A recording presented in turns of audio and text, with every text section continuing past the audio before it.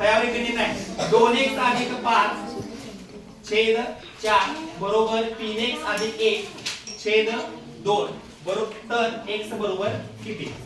अशा गणितामध्ये तुम्हाला सांगितलं दोन्ही बाजू त्याला तिरपा गुणाकार करायचा. तिरपा गुणाकार काय करायचा तिरकस गुणाकार लक्षात ठेवा.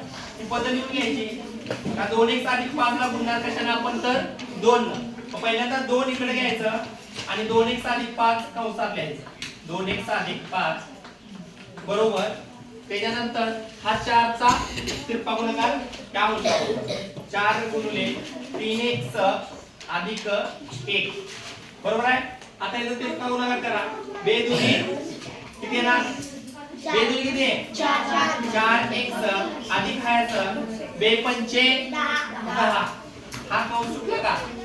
त्याच्यानंतर हा कंस सोडून घ्यायचा 4 त्रिकोण 12x अधिक 4 एके 4 हा पण कंस सुटला. दोन्ही कंस सुटले का. हा आता समान पद एकत्र करायची 4x आहे असं काय इकडं. आता इथं अधिक 12x आहे ह्या बाजूला आलं काय होणार ते वजा 12x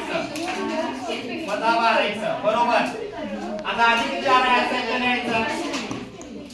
आता इथं अधिकच आहे ह्या बाजूला आलं काय होणार वजा 10 होणार काय होणार वजा 10 होणार. बरं 4x वजा 12x 12 मध्ये 4 येऊन राहिले की वजा 8x मोठ्याचं चिन्ह वजा 8x मोठ्याचं चिन्ह वजा 12 आहे ना इथं 4x होतं हे वजा 12 आहे वजा मोठ्याचं चिन्ह काय वजा आहे वजा 12 मध्ये अधिक 4 गेलो राहिले की ते वजा 8 राहिले लक्षात घ्या. वजा 8x बरोबर 4 वजा 10 मोठ्याचं चिन्ह कोणतं आहे रे मोठ्याचं चिन्ह कोणतं आहे वजा 10 वजा 10 न वजा 4 गेला वजा 6 वजा 8x आहे काय वजा 6 आता x बरोबर